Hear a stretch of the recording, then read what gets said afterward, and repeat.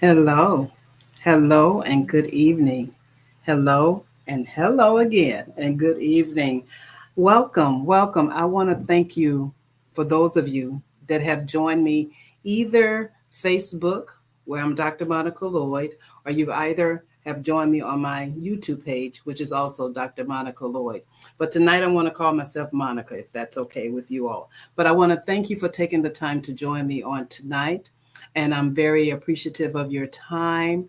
I am one that wanted to come to you to talk to you all very briefly as it relates to servitude, as it relates to serving, right? I want to talk to you all a little bit, and I'm so excited, and I'm very thankful to people. And I'm also very thankful to my God. I am a Christian woman. I believe in the Lord Jesus Christ. Let me tell you all that. And I'm so excited about the things that he's doing yet in my life. And I wanted to come out to let you all know, if you have been paying any attention to my Facebook page, I have announced that I have released another book. I released a book. I'm very excited about this one, though. I don't know why, but I'm very excited about this one. Very appreciative of the other books that I have done, but I'm very excited about this one. And I wanted to come to you all for two reasons. Number one, to thank you to those of you that have purchased the book, have given me comments about the book, have given me your reviews about the book. I am so excited about that. So far, I've gotten good report, as they will say. I've gotten good report as it relates to the book. And what book, you may ask me, Monica, what book are you talking about? Well, I'm talking about this book. This book right here is called The Servant Edge by Dr. Monica Lloyd. How to position yourself for business and worship. For business and worship. Because I am bivocational. I am bivocational. I work in corporate America, but I also work in the church. I work in the kingdom. And so therefore, I wrote this book as it relates to the servant edge about how to position yourself. How to position yourself.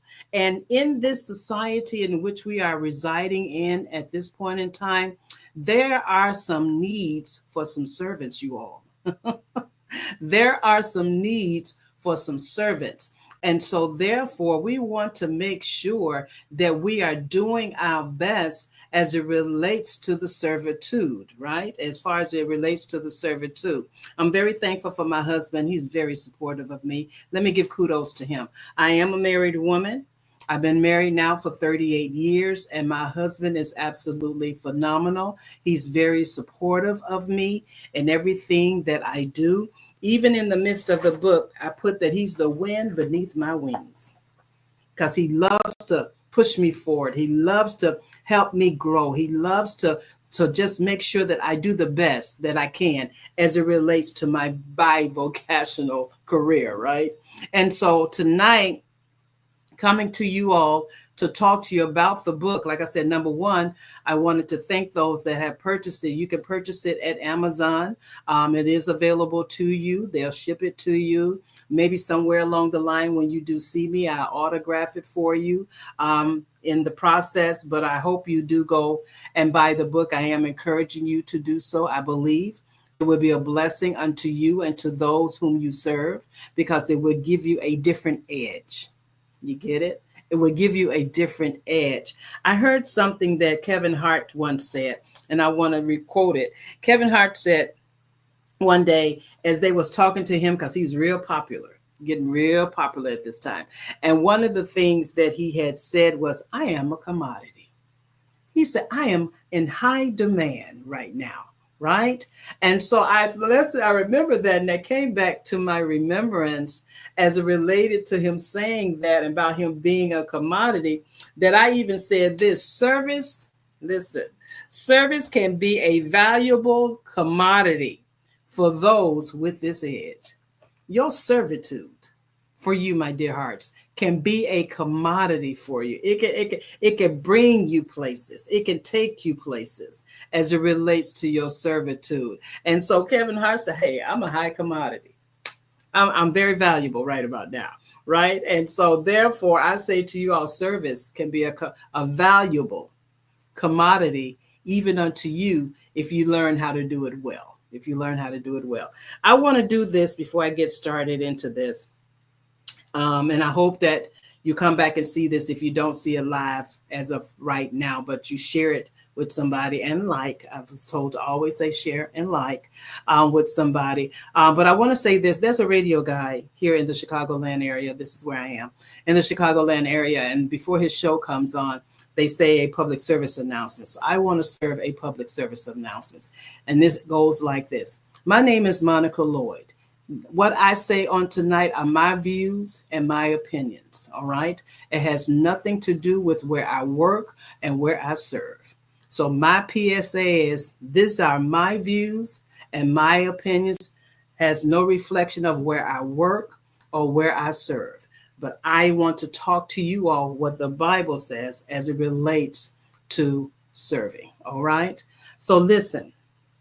The Servant Edge, once again, I said I wrote this book because service is on a low time. It's on a low time low. I don't even know if I said that right, but I'm going to be very transparent in some things. It's on a low, right? I even heard the news one day, ABC, because that's what I listened to. I heard on ABC one day, they were talking about customer service, and talking about that it's really at an all-time low. That's what I was trying to say. It's at an all-time low as it relates to service. And you can see it. Whatever store you go into, whatever places that you seem to visit frequently, you will find either the service is good or the service is bad. And so therefore, you go forth. If the service was bad, you'll go and write a review. Hopefully, if the service was good, you'll go and write a review too. But the Servant Edge is trying to get individuals that read it to understand that in the process of you serving whomever you serve, wherever you serve, and I'm going to read who I dedicated this book to, wherever you serve, you got to be mindful of people. You got to be mindful of people, because I don't care what you say, where you go, or what you do. You are serving each and every day of your life, whether you believe it or not. You are serving each and every day of your life. And so with the Servant Edge, and you may hear me talk about that a lot, with the Servant Edge, I dedicated this book to these group of people. Listen to this. I said, as it relates to my dedication in the book, because I'm going to bring some things out that I wrote in the book that I want to talk to you all about. To every unseen hand, every uncelebrated heart, and every servant who chose excellence when no one was watching. This book is dedicated to you. This book is dedicated to those who show up early, stay late, and serve with grace. Whether it's in the boardroom, the break room, pulpits, or prayer closets, you are the backbone of vision, the oil in the machine, and the heartbeat of transformation. Most importantly, this book is dedicated to the leaders who came into my life, who nurtured and poured into me to bring forth the potential of what was seen in my life. This book is for you. It's for you. A lot of you serve very well as your service in whatever area or arena in which you serve. You do a very good job. Kudos to you. Kudos to you. But sometimes you feel like you're not seen, you're not heard, you're not viewed. And that's not always the case, because sometimes leaders will be observing you without saying any words. Hear me good. There will be leaders who will observe you and see you without saying any words to you, but they watching you. They watching what you do. They watching how you say it. They watching how you present it. They're watching your nonverbals as well as your verbals. So don't take it for granted just because you may not get the language or you may not get the words that you're looking forward to hearing from certain leaders or the people whom you serve. Just know you're being seen and you are being observed. And so in that process, I wrote this book for you to encourage your heart, to let you know, keep doing good in the midst of whatever you do, because it's in you to do. And make sure that you do it well. Do it with your heart. Do it with your heart. And I want to bring out 3 things in the midst of the book to share with you in hopes that it will tickle your fancy, I guess, in other words, or get you a little thirsty to want to go and buy it to finish reading the rest. But I want to bring out 3 things to you all out of the book of The Servant Edge by me that I think would be very encouraging for you, but also give you some different insight. If you happen to notice when not the show, but when I came to this live, it says, Dr. Monica Lord, I want to change your world by changing your view. Because sometimes the way we view things is not always truth, right? Sometimes the way we view things is not always truth. And so sometimes we got to get those blinders off, right? We have to get those blinders off, but also we may have to blink our eyes a little bit in order to get our vision clear, right? Because some things, just because we see it doesn't mean that it's always true. So I want to change your world by changing your view. I want to change what you see. I want to change what you see in order for you to be able to perform and do better and do better. So on tonight, for your little briefer time that you're with me, which I'm once again thankful for, and hopefully you'll come back and see it. Like I said, let's talk about these 3 little things that I want to talk about with you and share with you from my book that I hope would be very beneficial for you. All right. That would be very beneficial for you. One of the things that I want to talk to you about is this. And it says this: if you want to lead, learn to follow with humility, integrity, and vision. If you want to lead, one of the things you're going to have to learn how to do is follow with humility, integrity, and vision. The key word is follow. The key word is follow, because a lot of people don't want to follow. They just want to jump into leadership. They just want to jump into leadership. And to get into leadership, you have to learn how to follow before you even get into leadership. Because if you never follow anybody and you get into leadership, my dear hearts, you're going to hurt a lot of people. You're going to hurt a lot of souls. And because you never learned how to follow. You have to learn how to follow. You know, Jesus was born, right? He came into the world to die for us for our sins. He came with some parents, right? Even in the process of him growing up, knowing who he was, he still had to follow the direction of his parents. He had to humble himself. Now, the God of all creation, hear me, the God of all creation had to humble himself and allow his natural parent to lead his natural body. And to allow his natural parents to lead his natural body. And he had to follow. That at the age of 12, when they found him, when they thought they lost him, he said, now, don't you know I must be about my father's business? They like, that's all dandy and good, but right now you need to be at home. Come on back home, son. Come on back home. And so from the age of 12 to the age of 33, we don't know in between of what he did, right? But he followed the direction of his parents. And that is an awesome thing. So before you learn how to lead, you got to learn how to follow. Humble yourself. Mm-hmm. Build some integrity about yourself. Get a vision about yourself. Because if you ever get into leadership without humility, integrity, or vision, you will not be able to maintain. You will not be able to stay. You would do things what they call under the table because you have no integrity. You have no value about yourself. And so learning how to follow follow a leader or follow whomever you're going to follow, be it in the boardroom. I said it's in the boardroom, it's at the church, it's at the office, it's at the grocery store, because they're going to tell you, get in line. That's following. Get in line. And then when another lane open up, they said the next customer in line, cross over.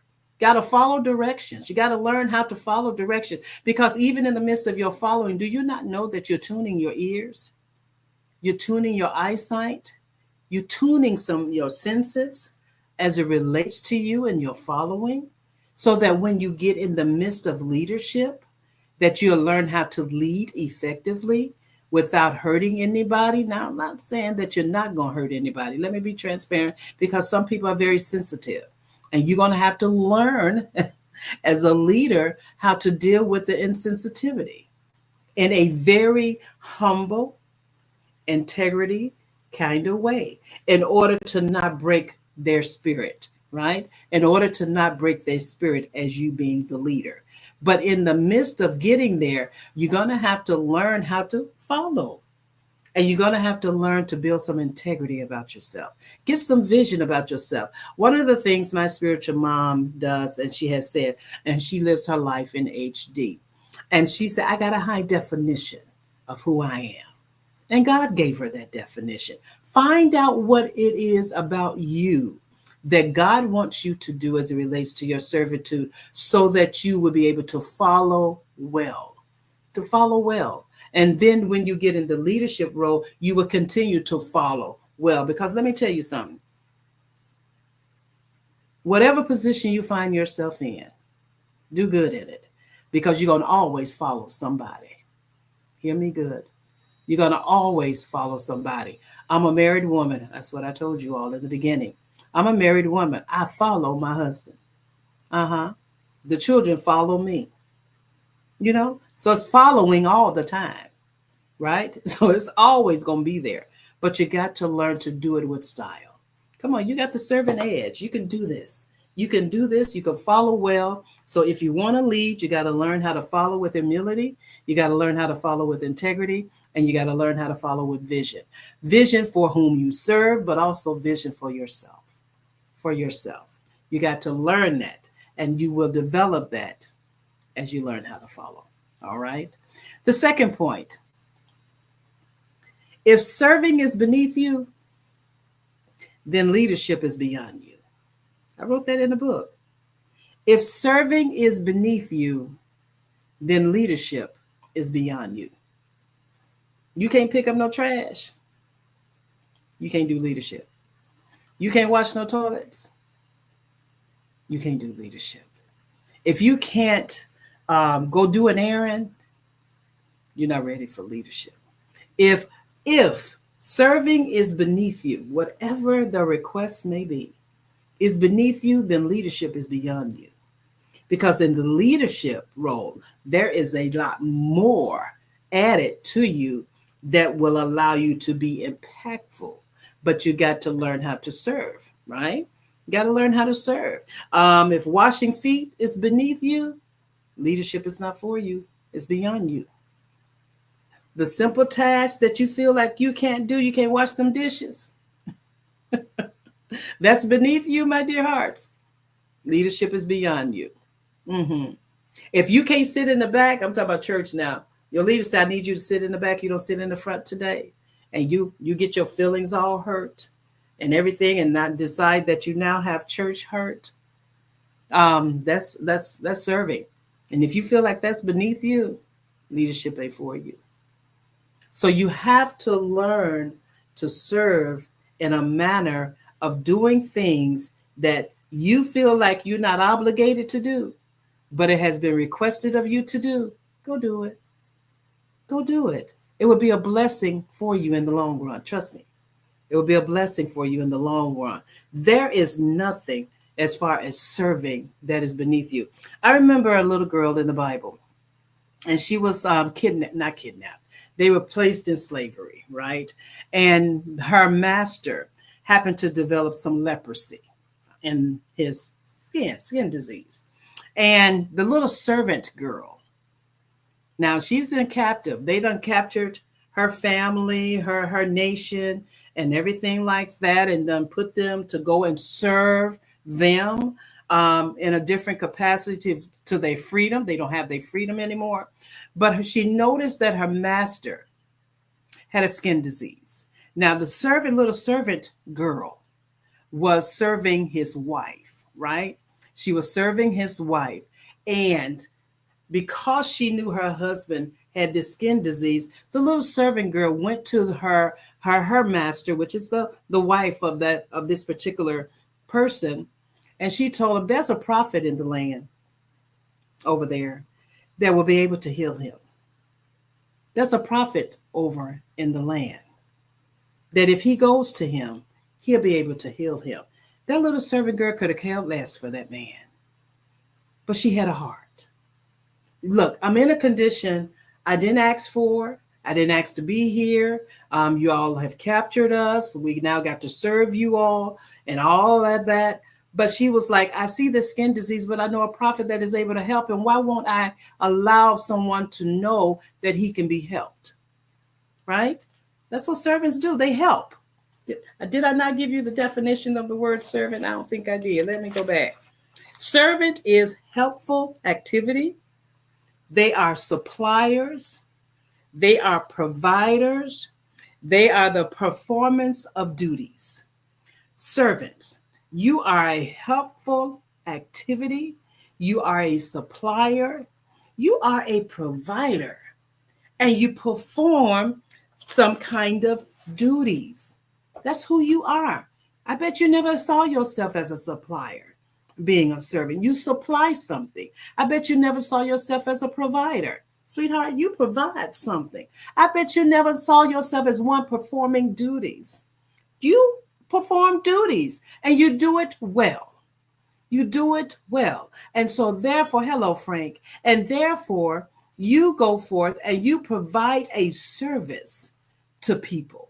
And so this little girl, this little servant girl told his wife, go see the prophet. He's able to heal him and so forth and so on. Well, that's what the wife did. She said, baby, look, now the little girl that's serving me said, there's a prophet out there that is able to heal you. I'm going to need you to go see him. I'm going to need you to follow some directions. He's a leader, and somebody's giving him instructions to go and do something. Guess what? He's a good leader because he obeyed the instructions. Servant, he realized, I'm a leader. My wife is advising me because a little servant girl has informed her there's a prophet in the land that is able to heal him. Therefore, I'm able to follow directions because I'm a leader. Leaders got to follow directions too, right? Got to have an ear to hear from who's talking to you. And so therefore, the man goes and he goes and sees the servant and he gets healed.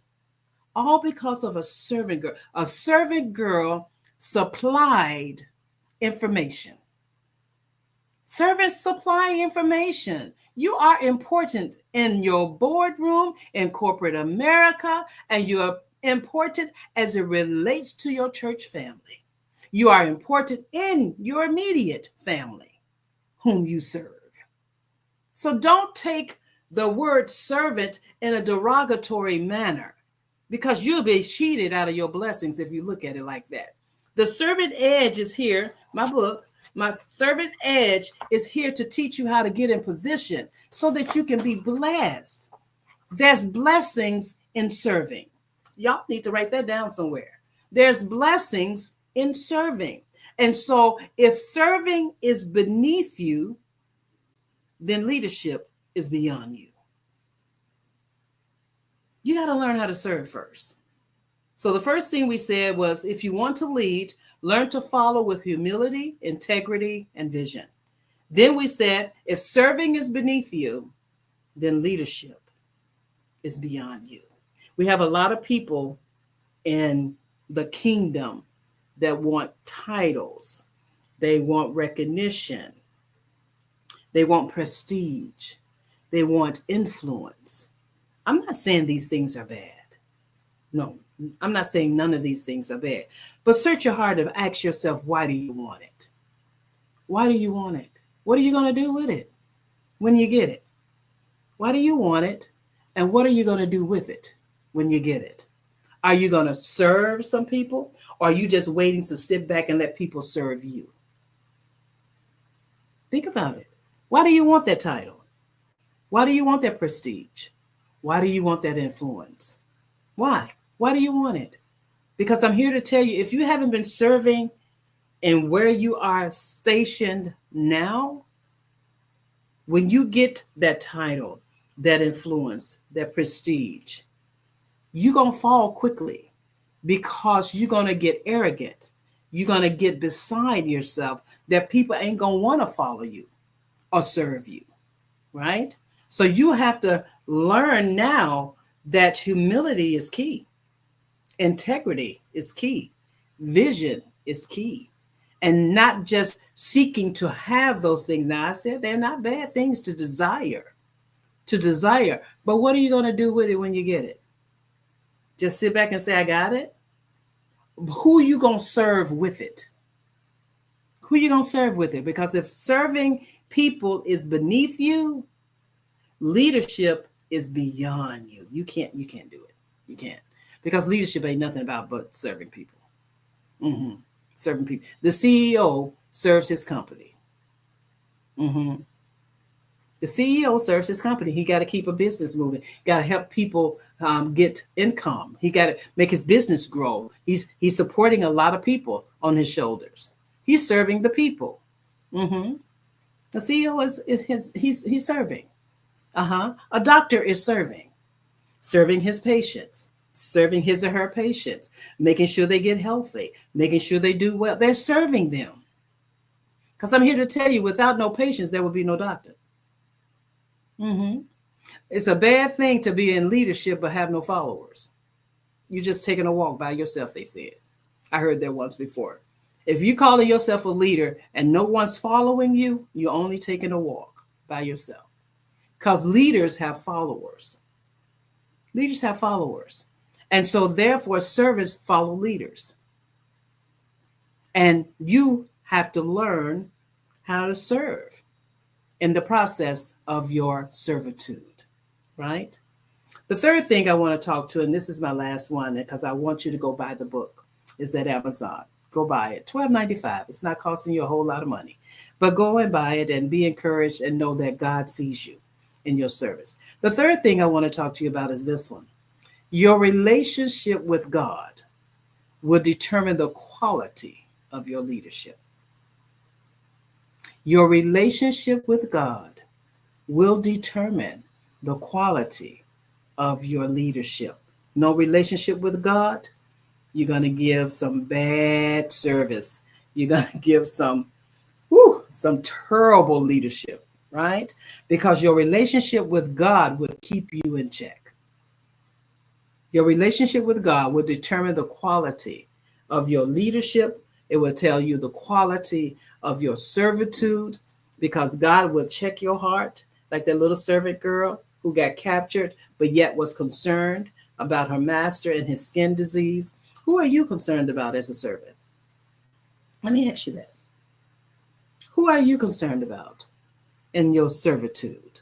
Whom have you been observing that may need some of your supplying, that may need some things that you can provide, what that may need some of your performance of duties? Who are you serving that can help you get to your next destination? You don't have a motive. I'm going to serve you because I see you are in need of something. I see you are in need of something. And so, being a servant, you supply what is needful. You're not a bad person. You are the key to a leadership succeeding. They need followers, they need servants in order to help them succeed. They can't do it by themselves. God never called them to do it by themselves. Even in Habakkuk, it says, write the vision, make it plain for those that read it, that's the followers, will run with it. They can run with that vision. Leaders need people that can run with visions, and they're called servants. It's the servant's edge. That's your commodity. Your servitude can be so valuable that it becomes your commodity, that people will call on you because you're good at serving. When it's time for somebody to be promoted in corporate America, does your name come up in the midst because of your service that you have been providing? Do they mention you in the private settings of their meetings? Would you, because they know you got integrity, they know you humble, they know you won't lie, they know you faithful. Hey, they know you loyal. They know you'll do a good job. Do your name come up in the midst of these meetings? Well, let me tell you this. Go read The Servant Edge. It will help you get in position for business and in position in your worship. Because God, promotion comes from God. And God is looking to promote some servants. In my closing with you guys, there is a beautiful parable in the Bible in Matthew 25. Go read it, starting at the 14th verse. I want to show you something that I absolutely love reading this passage a lot. Matthew 25 talks about a master is getting ready to take a journey. He's going away for a little bit. And the Bible says that he calls 3 of his servants, not his friends, not his enemies. He calls 3 of his best servants to him. And he gives them some money. He said, now I'm going away for a little bit, but I'm going to give you some money, but I'm going to give it according to what I know you can handle. I don't want to overbear you, but I'm going to give you some money so I know that you can handle it. I'm only going to give you what you can handle. So he gives each one a different quantity of money for them to handle while he's gone. He gives it to them. 3 servants now, 3 servants. You don't think your leadership ain't going to trust you with something? First of all, your leadership will not trust you with anything if you haven't shown your faithfulness, your humility, and integrity in handling what you need to do, be it in corporate or be it in the church.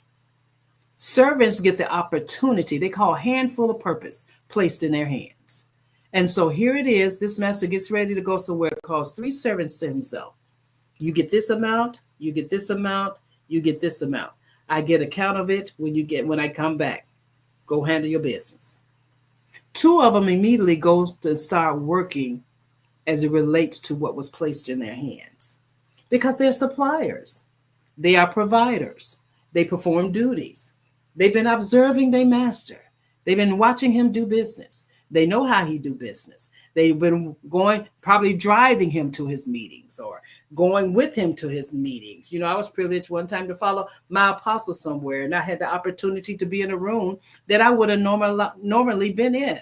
But they've been watching their master. So they go on forth and producing what is in them to produce according to the quantity that he has given them. But one goes and bury it. I don't even want to deal with that one, right? I don't want to deal with that one. But the 2 that went forth and doubled what their master had given them, this is what I want to get to. He gave them a different quantity. You get this amount, you get this amount. The two of them, not dealing with the third one, went and doubled the money that he gave them. That when the master came back, this is how the meeting went. So it says, and so Matthew 25:20, and so he that had received 5 talents came and brought forth 5 talents, saying, Lord, thou deliverest unto me 5 talents. Behold, I have gained beside them 5 more talents. His Lord says this to him: well done, thou good and faithful servant. Good and faithful servant. Well done. Good and faithful servant. Thou hast been faithful over a few things. I will make thee ruler over many things. Enter thou into the joy of thy Lord. Listen, I want y'all to hear something. Listen what? Now, started out as servants. The Lord says this because he done doubled it. He says, well done, thou good and faithful servant. Thou hast been faithful over a few things. I will make thee now ruler. He done went from servant to ruler. 3 steps he's going to enter into. From servant, number 1, to ruler, number 2. Over many things. You've been faithful over a few things, my servant.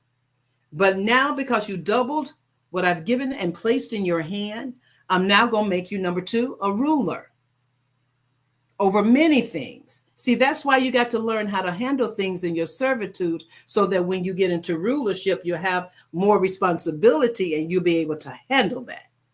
Hear me good. So he moves from servant to ruler to, now listen to this, enter thou into the joy of thy Lord. Now you become, and I'm going to read it in a different translation, and it reads like this: good work. You did your job well. From now on, be my partner. Be my partner. Servant to ruler to partnership. And it all started with him being a servant. All of that. Listen, your serving is going to take you somewhere if you learn to abide. From servant, Matthew 25, go read it, 14 all the way down to 28. Go read it. Servant, having little responsibility. Ruler, having much more responsibility. To partner, to now ownership. Got to be more careful. And you worried about somebody calling you a servant. Seriously? That's the best thing they can call you, sweetheart. Because you're building character. You're building yourself. And your servitude is going to place you in rooms you would have gotten into. And place you before great men that you never would have got the opportunity to know. Servant, ruler, to partnership. He said, you did a good job. Job well done. He said, now become my partner. You got an edge. You got to know how to position yourself in the midst of your servitude so that you can get to your partnership. Okay? Got to get to your partnership. And so I ask you all on tonight, share this video with somebody that needs encouragement. They've been complaining that they're not recognized at work. They're not satisfied with their job. They're not satisfied going to church and always just ushering and not being noticed, or whatever the job may be. They're always told to sit in the back, or can you go and clean this? Can you go fix this? Can you go do this? They feel neglected. They feel unappreciated. Those kind of people. Tell them to go by the servant edge and let them know, because when you get through reading it, you will discover the power of serving with purpose in the boardroom and before the altar. Go get it. It'll be a blessing to you, and it will encourage your heart. In the midst of the book, I do give you what I call reflections. Yeah. I give you reflections. I give you some questions that you can answer, some affirmations as it relates to you. Maybe you can put them on Post-its and put them on your window. But whatever you do, I ask you to go and buy it. If you feel you don't need it, go buy it for somebody you know need it. Even in the nursing field, I've been in the health field 30 plus years. And sometimes you may not get the recognition that you deserve. And I'm not saying you don't deserve it. You deserve it. But somehow or another, the leadership that you're under don't know how to give it to you. And so you feel unappreciated and neglected. Sweetheart, go get the book. Because there is a place being positioned for you because you're being noticed by somebody. Not by the one that you think you should, but you're being noticed by somebody.